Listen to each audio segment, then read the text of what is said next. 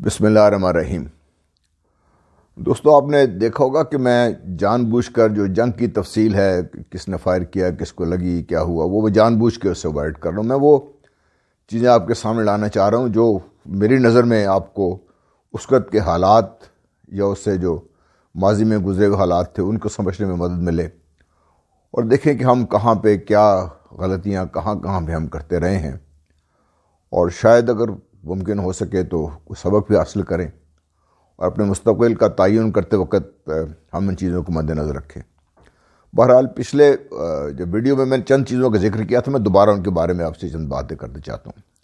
پہلے تو میں نے آپ کو بتایا تھا کہ فائرنگ کے لیے جب ہم گئے تو رستے میں ہم سنتہار رکے، اور وہاں پر نان بنگالی اسپیکنگ جو لوگ تھے وہ رہتے تھے وہاں پہ۔ یہ واقعہ ہو گیا، بغاوت ہو گئی، مسائل بڑھے۔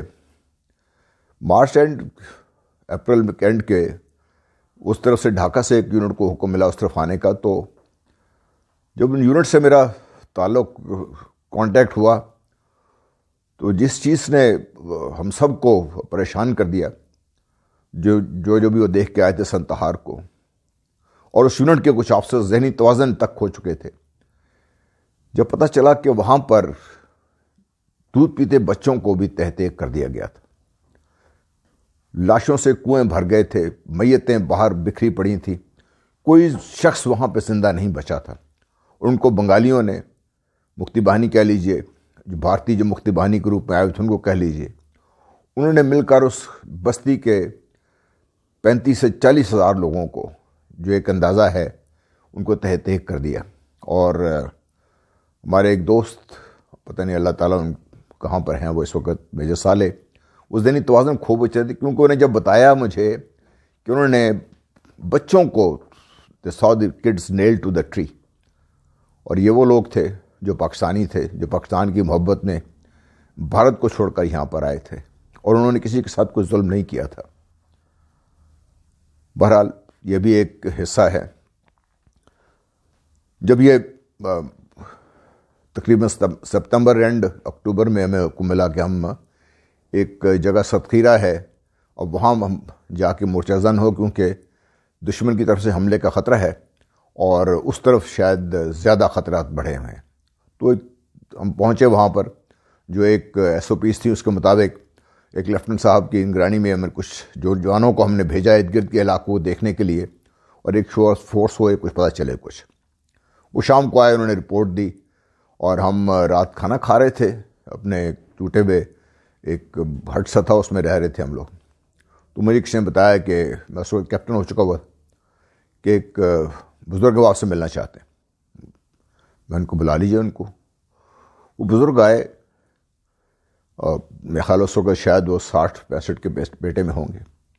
آتے انہوں نے مجھ پہ چڑھائی کر دی، اور ایک بنگالی کا اس طرح چڑھائی کرنا میرے لیے حیران کن تھا۔ میں نے ان سے درخواست کی کہ تشریف رکھیں، پانی پئیں، بتائیے مسئلہ کیا ہے۔ جنہوں نے بات میں نے کی، یہ جو آپ کے جوان اور افسر گئے تھے یہ ہمارے گاؤں سے گزرے ہیں، اور گزرتے ہوئے انہوں نے کچھ خواتین کو چھیڑا ہے، جس وجہ سے ہم بہت پریشان ہیں اور ہم ان کی شکایت لے کر آئے ہیں۔ بہرحال ان کو جو سزا، جس افسر کو تو سزا ملنی تھی، ہم نے اپنے کمانڈنگ افسر کو رپورٹ کی، ان کو سزا ہو گئی افسر کو۔ لیکن غور کی بات یہ تھی کہ اس وقت بھی اس شخص نے جو مجھے بات کی، وہ میرے آج تک ذہن میں اور دل میں محو ہے۔ اس نے کہا کہ بیٹا، آپ لوگوں نے کیا کیا ہے؟ پاکستان تو ہم نے بنایا ہے، آپ اس قسم کی حرکات سے پاکستان کو نقصان پہنچا رہے ہیں، اور میں اس لیے احتجاج کرنے آیا ہوں، اور مجھے غصہ ہے کہ میرے اپنے وطن کی جو فوج ہے، وہ ایک بنگالی مجھے بات کر رہا تھا، اس کے چند لوگوں نے، کسی نے ہمارے خواتین کو، کسی کو چھیڑا ہے، اور جس کی وجہ سے ہمارے ہاں غصہ پایا جاتا ہے۔ حیران کن تھا، آپ کے لیے بھی حیران کن ہوگا کہ ان حالات میں جہاں پہ مجھ پہ الزام لگ رہا ہے کہ ہم نے وہاں پہ پتہ نہیں کتنے لاکھ بنگالیوں کو قتل کر دیا، ایک بنگالی بزرگ بابا کی اس وقت اس کو یہ جرت تھی، اس لیے جرت تھی کہ جو کچھ ہمارے بارے میں کہا جا رہا ہے وہ اتنا صحیح نہیں تھا، زیادتیاں کسی نے کی ہوں گی، لیکن عام طور پہ لوگوں کو اس وقت بھی، جو عام دیہات میں رہنے والا تھا، جو شہروں سے دور تھے، جیسا میں نے پہلے بھی آپ کو ویڈیو میں کہا تھا، ان کی سوچ ذرا مختلف تھی۔ ان کو اب بھی اس وقت بھی پاکستان فوج سے محبت تھی۔ یہ واقعہ شاید میں بتانے سے کوئی اتنا بڑا مقصد حل نہیں ہوگا، لیکن میں جو بات بھی کہنا چاہتا ہوں بار بار آپ سے، کہ جو پرسیپشنز بلڈ کر دی جاتی ہیں اور ایک خاص طبقہ پرسیپشن بلڈ کرتا ہے، اس کو لے کر ہم آگے چلتے ہیں تو کچھ اور آپ کو نقشہ پیش ہوتا ہے، اور جب آپ ریالٹی آن گراؤنڈ دیکھتے ہیں تو پھر آپ کو پتہ چلتا ہے کہ نہیں، حالات کچھ اور تھے، وہاں پہ کچھ اور مسائل بھی ہوئے ہیں وہاں پہ۔ ایک اور بات جس کا میں نے آپ سے ذکر کیا تھا، کیپٹن شہریار جو چڑگاؤں میں ہم سے ملنے آئے تھے، بڑی یونٹ کے آفیسر کچھ زخمی ہو گئے تھے اپریل کے شروع میں، ان کو ڈھاکہ CMH لے گئے، تو یہ ان کی زبانی مجھے پتہ چلا کہ شہریار بھی زخمی ہو کر چڑگاؤں سے وہاں CMH ڈھاکہ میں لایا گیا تھا۔ تو وہاں پر تمام آفیسر جوانوں نے احتجاج کیا کہ ہم اس شخص کو، اس کے ساتھ ہم نہیں رہ سکتے۔ پتہ ہی چلا کہ یہ شخص جو ہمیں یہ بتا رہا تھا، اور جس سے ہم بہت زیادہ اس سے انویس تھے، کہ جن کمانڈنگ آفیسرز کو اور ان کی بیگم کو یہ اپنے ماں اور باپ کی طرح کہہ رہا تھا، اس نے نہ صرف اس شخص کو، اپنے کمانڈنگ آفیسر کو اپنے ہاتھوں سے قتل کیا، ان کی جو بیگم تھی، اللہ ان کی بھی درجات بلند کرے، ان کے ساتھ جو ظلم ہوا، وہ اس وقت زچگی کی حالت میں تھی، ان کے ساتھ جو ظلم ہوا، اور پھر چڑگاؤں کے علاقے میں جو مغربی پاکستان سے تعلق رکھنے والے یا نان بنگالی سپیکنگ لوگ تھے، ان کی جو بچیوں کے ساتھ جنہوں نے کیا، وہ زبان بیان کرنے سے قاصر ہے، لیکن یہ شہریار صاحب نے بطور کارنامہ، جب وہ CMH ڈھاکہ میں زیر علاج تھے، تو اس وقت انہوں نے سب کے سامنے یہ بات کی۔ پھر بار بار میں اس لیے کہہ رہا ہوں آپ سے یہ چیزیں میں سامنے اس لیے لا رہا ہوں کہ آپ کو سمجھنے میں مدد ملے کہ خدا کے لیے پہلے پڑھیں، حالات پہ غور کریں، پھر کو اپنی رائے قائم کریں، اور پھر جس کو آپ بارے میں جو بھی رائے دینا چاہتے ہیں پلیز رائے دیجیے۔ بہرحال یہ سب کچھ ہوا، لڑائی شروع ہو گئی، اور عام طور پہ یہاں پہ خیال یہ ہے کہ لڑائی شاید 3 دسمبر کو شروع ہوئی، لیکن جسور میں ہم پر 20-21 نومبر کی رات کو حملہ ہو چکا ہوا تھا، اور اس 20-21 کی رات سے لے کر 7 دسمبر تک، چونکہ اس وقت فوج تھوڑی تھی وہاں پر، ایک بہت بڑا متھ ہمارے خلاف، جو اس وقت کی سیاسی پارٹیوں نے اور سیاسی لیڈرشپ نے ہمارے خلاف محاذ کھڑا کر دیا تھا کہ ہم 90,000 قیدی تھے۔ 90,000 کا مطلب ہے تقریباً کم از کم بھی 5 ڈویژن فوج۔ اس وقت جو مشرقی پاکستان میں شروع میں جب ہم گئے تو وہاں پر 1 ڈویژن فوج تھی، اور اس میں بھی پورے تناصر ساتھ نہیں تھے اس کے۔ جب بعد میں جب مسائل بڑھے اور اپریل مئی میں اور کمک پہنچی، تو سب ملا کر یہ 32,000 سے زیادہ ہمارے پاس فوج نہیں تھی وہاں پر، کیونکہ 3 ڈویژن ہیڈ کوارٹرز تو تھے، ان کا توپخانہ نہیں تھا، ان کے ساتھ آرمڈ یونٹس نہیں تھی، ان کے ساتھ جو ایڈمنسٹریٹو یونٹس تھی وہ نہیں تھی، تو آ کے بہت، اگر تعداد اب ایگزیجریٹ کر بھی لیں تو 30-32,000 سے زیادہ تعداد نہیں تھی۔ اس وقت کی سیاسی طاقتوں نے کیوں یہ کہا، یہ جان بوجھ کر کیا اس وقت، کہ تاکہ فوج کو، جس طرح آج بھی ایک مہم جاری ہے، اس وقت بھی فوج کو ایک خاص طریقے سے بدنام کیا جائے، تاکہ اقتدار کے حصول میں ان کو نہ صرف یہ آسانی ہو، بلکہ شاید ان کا خیال یہ تھا کہ آئندہ جب اس قسم کی بات ہوگی فوج کے خلاف، اور آج بھی ہمیں تانے ملتے ہیں، ہمیں آج بھی کہا جاتا ہے کہ اب 90,000 تھے، اپنے ہتھیار کیسے ڈال دیے۔ ہم 30 سے 32,000 سے زیادہ نہیں تھے ہم لوگ، اور وہ بھی پورے مشرقی پاکستان میں تمام بارڈر پہ ہم پھیلے ہوئے تھے۔ سامنے ہمارے بھارتی فوج تھی، ہمارے درمیان میں اور صفوں میں اور پیچھے ہمارے جو مکتی بہانی ٹرین کر کے بھیج دی گئی تھی وہ وہاں پر موجود تھی۔ مکتی بہانی کی کمانڈ بھی زیادہ تر بھارتی افسروں کے، اب تو مودی صاحب نے خود بھی تسلیم کر لیا ہے، ہماری بات تو شاید کوئی نہ مانتا، لیکن اب جو جن کے لیے جو نرم گوشہ رکھنے والے تھے، جنہوں نے جا کر وہاں پہ ایوارڈ بھی تسلیم کیا، اب ان کو بھی شاید یہ بات سمجھ آ گئی کہ جو جس طریقے سے ہمارے خلاف اس کا شور و غوغا بلند ہوا ہے، غلطیاں ڈیفینیٹلی ہوئی ہیں، وہ سب کچھ صحیح نہیں تھا۔ بہرحال چونکہ اتنی کم تعداد تھی اور پورا بارڈر اتنا بڑا تھا، تمام بارڈر ڈیفینڈ کرنے کی کوشش میں ہمارے درمیان گیپس بھی تھے اور ہمارے پاس ڈیپتھ بھی نہیں تھی، تو اس کی وجہ سے جسور 7 دسمبر کو جسور کے ڈیفنسز تھے وہ بریچ ہو گئے، اور ہمارا بریگیڈ اس کے بعد جسور سے کھلنا تک 7 تاریخ سے لے کر 17 تاریخ تک، یہ 10 دن تقریباً 1.5-2 ڈویژن فوج پوری کوشش کرتی رہی، لیکن وہ یہ جو 30 میل کا تقریباً فاصلہ تھا وہ طے نہیں کر سکی۔ اور جب یہ سرنڈر کی خبر پہنچی کھلنا کے قریب، تو اس وقت بھی ہمارے لوگ باقاعدہ سفارات تھے اور لڑائی میں مشغول تھے.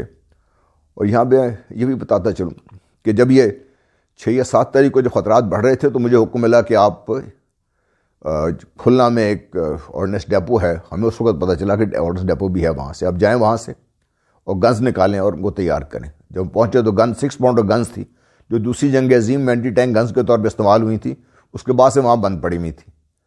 کسی کو اس کے بارے ہم نے تو خیر دیکھی نہیں تھی گنز پہلے. بہرحال وہ دن رات لگا کے ہم نے گنز کو چیک کیا, کچھ سمجھنے کی کوشش کی. جب تیار کیا بہرحال 7 کو جب یہ ہو گیا 6 پاؤنڈ گنز کو ڈپلائے کرنے سے پہلے ہی مجھے حکم ملا کہ اپنے ٹرپس کے ساتھ ہم کھلنا سے نکلیں اور بارش سال پہنچے. وہاں پر ہماری زیادہ ضرورت ہے. جو بریگیڈ کھلنا والا تھا وہ تو اپنے کام پہ لگا ہوا تھا, تو مجھے یونٹ سے ارادہ کر کے دوسرے ٹاسک پہ لگا دیا گیا. بارش سال پہنچے. رات کو ہم کھلنا سے بائی جو ریور لائن ٹریفک تھی بڑی زبردست اس وقت سروس چل رہی تھی, راکٹ سروس کہا جاتا. تو بارش سال میں پتہ چلا کہ وہاں پر بھی دشمن جو ہے وہ ساحل تک پہنچ چکا ہوا ہے, اس لیے آپ وہاں سے بھی نکلیں. وہاں سے ہم نکلے تو ڈھاکہ پہنچے.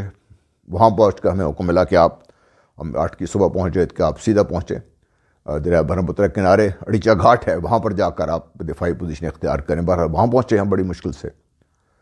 وہاں پر کچھ 4 دن تک دشمن کا مقابلہ کیا. اس وقت چونکہ ہمارے پاس ٹوس بہت تھوڑے تھے اور یہ جو رضاکارز تھے یا جو مجاہد تھے وہی چند ایک لوگ تھے ہمارے ساتھ. اور وہاں سے پھر ہمارا لگاتار انڈر پریشر ہمیں پھر پیچھے ہٹنا پڑا. تو ڈھاکہ سے تقریباً کوئی میرے خیال 6 یا 7 میل ہم باہر ہوں گے. تو جب وہاں پر باقاعدہ ہم پہ حملہ ہوا شدید, کیونکہ ہماری تعداد بہت تھوڑی تھی, تو ہم پھر وہاں سے نکلنا پڑا. یہاں پھر رات کے اندھیرے میں جب ہم وہاں سے نکل رہے تھے تو اس گاؤں کے جہاں قریب ہم نے دفاع لیا ہوا تھا 2 بزرگ ہمارے پاس آئے, اور ان کا جو الفاظ تھے شاید یہ 10 یا 11 دسمبر کی رات ہے یا 12 دسمبر کی رات ہوگی. انہوں نے بات کی, انہوں نے کہا کہ آپ ہمیں کس کے بہانے چھوڑ کے جا رہے ہیں, کس کے سارے چھوڑ کے جا رہے ہیں آپ لوگ. وہ بنگالی تھے بھائی. یہ 10 یا 11 دسمبر کی رات ہے. جب کہا یہ جا رہا تھا کہ پورا بنگال ہمارے خلاف کھڑا ہوا, تو یہ 2 بزرگ اس وقت مجھ سے پوچھنے آئے تھے کہ ہم ان کو کس کے کہارے چھوڑ کے جا رہے ہیں. تو اس وقت بھی بہت سارے عناصر ایسے تھے جو سب کے سب بغاوت میں اٹھ کھڑے نہیں ہوئے تھے. بہت سارے لوگ, زیادہ تعداد میرا خیال لوگوں ایسوں کی تھی جو دیہاتوں میں غریب غربا تھے, لوگ تھے جن کے پاکستان پہ اس وقت بھی یقین تھا, اور وہ اس وقت بھی شاید پاکستان فوج پہ کچھ ان کو سمجھتے تھے کہ ہماری اپنی ہی فوج ہے. بہرحال جب اس سے پیچھے ہٹے تو پھر میرپور, جہاں پہ ابھی کرکٹ اسٹیڈیم بھی ہے, اس کے پاس سے بہت بڑا ایک نالا گزرتا ہے, اس کے پل کے دفاع کا کام ہمیں ملا. وہاں ہم نے مورچہ زن ہو گئے. یہاں پہ ایک بڑا عجیب و دلچسپ واقعہ, جو لڑائیوں میں اس قسم کے حماقتیں اور غلطیاں ہوتی رہتی ہیں. ہمیں حکم ملا کہ آپ نے یہاں سے دشمن کو آگے نہیں بڑھنے دینا. ہم جو فوجی طریقہ کار کے مطابق بیٹھ گئے جا کے. الگ صبح روشنی ابھی نہیں ہوئی تھی کہ ہمیں کچھ گاڑیاں آتی ہوئی نظر آئیں ہمیں, اور وہ ڈھاکہ کی طرف, اور فوجی گاڑیاں تھیں. ہماری اپنی تو تھی نہیں, کیونکہ ہماری تو کوئی فوج سے آگے تھی نہیں ہمارے. ہمیں شک گزار کہ یہ بھارتی ہیں, تو ہم بڑے خوش ہوئے کبھی ہمارے نقلے میں آ گئے. ہم نے امبوش کیا, خوب فائرنگ کی, اور وہ 3 یا 4 جیپیں چھوڑ کے وہ باقی پسپا ہو گئے. کچھ ان کے ہلاک بھی ہو گئے بندے. اب جب یہ ہنگامہ جاری تھا, میں نہیں پتا تھا کہ پیچھے ڈھاکہ میں کیا بات چیت چل رہی ہے. جب یہ فائرنگ ہوئی تو ڈھاکہ سے کسی طریقے سے, کوئی ہمارے پاس کوئی زیادہ کمیونیکیشن سسٹم بھی اس وقت سب خراب ہو چکا ہوا تھا, پتہ نہیں کیسے ہمیں ہمارے جو پیچھے ہیڈ کوارٹر میں اطلاع ملی کہ یہ آپ لوگوں نے کیا کیا. ہم نے کہا جی ہمیں تو جو حکم ملا تھا ہم نے اس کے مطابق فائرنگ کر دی. یہاں پہ جو بھی ہمارے سامنے آئے تھے, پتہ یہ چلا کہ یہ جو اینمی کا 50 پیرا بریگیڈ جو آ رہا تھا, ان کے یہ بریگیڈ ہیڈ کوارٹر کے آفیسرز تھے, ان کے ساتھ کچھ جوان تھے. کیونکہ وہ آ رہے تھے, انہوں نے ڈھاکہ کینٹ پہنچ کر شاید ایسٹرن کمانڈ میں کوئی بات چیت کرنی تھی. ہمیں چونکہ اس کی اطلاع نہیں تھی, ہمیں جو حکم ملا تھا اس کے مطابق ہم نے سکھلایا ہوئی تھی کہ فائرنگ کر دی. تو کافی ساری ناصرین ان کی کیجولٹیز ہو گئیں, بلکہ ان کو شدید اس بات پہ غصہ بھی تھا کہ یہ کون لوگ ہیں جنہوں نے انجانے میں کھیلے بھر. تو یہ تقریباً لاسٹ میرا خیال ہے اینڈ تھا, جس پہ اس کے بعد 16 دسمبر ہوا, سب آپ کے سامنے ہے. میرا خیال ہے کہ یہ ایک ایسا داغ ہے جو مجھ ایسے لوگ اپنے ساتھ قبر میں لے جائیں گے. یہ کیسی ہمارے ماتھے پر کتنا بڑا کلنک ٹیکا کہہ لیجیے. کسی بھی فوج کے لیے میرا خیال ہے کسی بھی فوجی کے لیے یہ زندگی کا مشکل ترین فیصلہ تو میں نہیں کہوں گا مرحلہ ہوتا ہے جب اس کو اس قسم کی ہزیمت کا اور ذلت کا سامنا کرنا پڑتا ہے. آج بھی وہ ایک ایسے ہمارے کندھوں پر سوار ہے، کم از کم ہم جیسے جو لوگ ہیں جو اس کو کوئی طریقے سے ریشنلائز نہیں کر سکتے. ہم بہت کہہ لیں کہ فلانے کی غلطی تھی، میری غلطی نہیں تھی، میں نوجوان افسر تھا، فلانا. غلطی کسی کی بھی ہو، الٹیمیٹلی کوئی نہ کوئی تو اس کی قیمت ادا کرتا ہے. اور اس وقت جو ہم لوگ وہاں تھے ہم نے وہ قیمت اب بھی ادا کر رہے ہیں. اور اللہ کرے کو ایسا موقع ملتا سروس میں کہ ہم اس کا بدلہ چکا سکتے. اللہ کرے کہ پاکستان کو دوبارہ اس قسم کی ہزیمت کا سامنا نہ کرنا پڑے. یہاں پر ایک فائنلی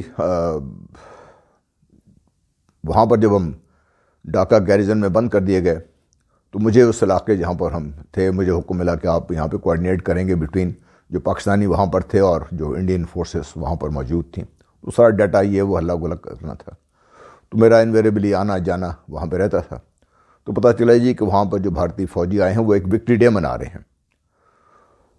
تو مجھے حکم ملا کہ آپ رات کو آ جائیں وہاں پر، باہر آپ کو کوئی کام ہے. میں کھڑا رہا وہاں پہ. تھوڑی دیر مجھے ریلائز کیا کہ مجھے صرف یہ ذلیل کرنے کے لیے بلایا گیا. بہرحال میں قیدی تھا اور چونکہ میرے لیے باقی جو ساتھی میرے تھے جن کے لیے میں کام کر رہا تھا وہ ایک کام تھا میرا وہ بھی. تو میں وہ کھڑا رہا. وہ جب اس ہلے گولے مندر کو شور شرابہ جاری تھا، میوزک چل رہی تھی، کچھ ناچ گانا بھی ہو رہا ہوگا. تو جب تھوڑی بریک ہوئی، وقفہ ہوا، تو اندھیرے میں باہر کھڑا، آنکھوں سے آنسو رواں تھے. اپنے شکست پہ ندامت، نہ جانے کیا ہمارے تاثرات تھے، کیا ہماری سوچ تھی. تو کچھ نوجوان بنگالی لڑکے اور لڑکیاں وہ باہر آئے. انہوں نے مجھے دیکھا تو میرے پاس آئے اور میرے آنکھوں میں آنسو دیکھ کے پوچھا آپ کون ہیں؟ میں نے بتایا جی میں تھوڑی بہت بنگالی آئی تھی. میں نے کہا فلاں. تو آپ حیران ہوں گے کہ وکٹری ڈے منانے کے لیے وہ بنگالی نوجوان لڑکے اور لڑکیاں جو وہاں پر آئے ہوئے تھے ان میں سے کچھ میرے ساتھ گلے لپٹ گئے اور وہ بھی رونا شروع ہو گئے کہ ہم نے یہ نہیں چاہا تھا جو ہمارے ساتھ ہوا ہے. یہ میرا بہرحال شاید آخری انٹریکشن تھا وہاں پہ اس وقت لوگوں کے ساتھ. اس کے بعد ہمیں وہاں سے دوبارہ اسی فیری کے ذریعے کھلنا لایا گیا اور کھلنا سے بذریعہ ٹرین ہمارے کیمپ، ہمیں نہیں پتہ تھا کہاں لے کے جا رہے ہیں. پرزن وار کیمپ میں بھارت میں لائے گئے. رستے کا ایک اور واقعہ جو ابھی میرے ذہن میں نقش ہے، بارہا میں ٹی وی پہ اس کا اظہار بھی کر چکا ہوں. یہ شاید ارلی جنوری 72 کا واقعہ ہے جب ہمیں کھلنا سے ٹرین پہ بٹھا کر لایا جا رہا تھا. تو کلکتہ کے پاس تھوڑی سی آگے جگہ ہے بردوان، وہاں پہ ٹرین رکی اور یہ 4 یا 5 دن ہو گئے تھے. ہمیں کچھ کھایا پیا بھی زیادہ نہیں تھا، پانی بھی مشکل میں تھا. تو میرے ذمہ ٹرین سے یہ ذمہ داری لگی کہ چونکہ میں وہاں پہ اپنی کچھ تیاری کی تھی کہ میں کیمپ سے بھاگنے کی کوشش کریں گے تو اس کے لیے بھارتی کرنسی کی ہمیں ضرورت پڑتی، تو وہ میں نے کچھ اکٹھی کر رکھی تھی. تو جب میں نے 2 ساتھیوں کی حالت دی مجھے ساتھیوں نے کہا کہ بندوبست کرو. خیر میں اور ٹرین سے اپنے گارڈز کی نظر بچا کے میں نیچے اترا کہ کھانے کا بندوبست کروں. تو مجھے وہاں پر بردوان ایک اسٹیشن ہے بہت بڑا جنکشن ریلوے کا، وہاں پر ایک مجھے فیملی کھڑی ہوئی نظر آئی. وہ رو رہے تھے. ان کے لباس سے مجھے لگا کہ شاید یہ مسلمان ہو. تو میں نے پاس سے گزرتے ہوئے بنگالی میں ان سے السلام علیکم کیا، جو بھی بنگالی کا طریقہ کار تھا. تو وہ چونک گئے اور انہوں نے بھی مجھ سے بنگالی میں بات کرنے کی کوشش کی. مہرحال مجھے تھوڑا بہت بنگالی آئی تھی، میں نے اس کا جواب دیا. تو وہ پھر اردو میں انہوں نے سے بات شروع کر دی. تو میں نے ان سے پوچھا آپ کیوں رو رہے ہیں؟ غور کیجیے گا، یہ ان کا کہنا تھا. وہاں پر بزرگ بھی تھے، بچے بھی تھی، بچیاں بھی تھی، خواتین بھی تھے. انہوں نے کہا جی آج ہم بھارت میں رہنے والے مسلمان بہت کمزور پڑ گئے ہیں اور بردوان یہاں سے اگر آپ لاہور سے بائی ٹرین سفر کریں شاید 5 دن 5 راتیں لگیں، اتنی دور ہے وہاں سے. اس شخص نے پاکستان کا نام سنا ہوا تھا، وہ پاکستان کبھی آ نہیں سکتا تھا، پاکستان کبھی آیا بھی نہیں تھا. تو یہ اس کے جذبات تھے جو اس وقت سے میرے تک دلوں تک نقش ہیں اس وقت بھی. اس نے کہا جب تک پاکستان یکجا تھا، مضبوط تھا، کسی کی جرت نہیں تھی کہ ہماری آنکھ اٹھا کر دیکھ سکے. اگر کوئی ایسی بات کہتا تو ہم اسے کہتے کہ پاکستان ہے ہمارا، وہ آئے گا اور آپ سے بدلہ لے گا۔ اور یہ حقیقت بھی ہے، اس وقت تک جب بھارت میں مسلم کچھ فسادات ہوتے، پاکستان اس پہ آواز اٹھاتا تو بھارت کو سننی پڑتی تھی۔ تو ان بزرگ نے مجھے کہا کہ آج ہم بہت کمزور پڑ گئے ہیں، پاکستان کمزور ہو گیا ہے تو ہم کمزور پڑ گئے ہیں۔ اور یہ جنوری 72 کی بات میں کر رہا ہوں، جو آج حقیقت ثابت ہو رہی ہے۔ اس نے کہا اب ہندو ہمیں جینے نہیں دے گا وہ یہاں پر، اور یہی آج آپ کے سامنے ہو رہا ہے۔ اس بزرگ کو پاکستان کی قیمت پتہ تھی، آپ کو اور مجھے اس کی قیمت پتہ ہے یا نہیں ہے، یا یہ میرے لیے آپ کے لیے کیا اس کی حیثیت ہے، ہمیں اندازہ ہے یا نہیں ہے، یہ میں آپ پہ چھوڑتا ہوں۔ اللہ حافظ۔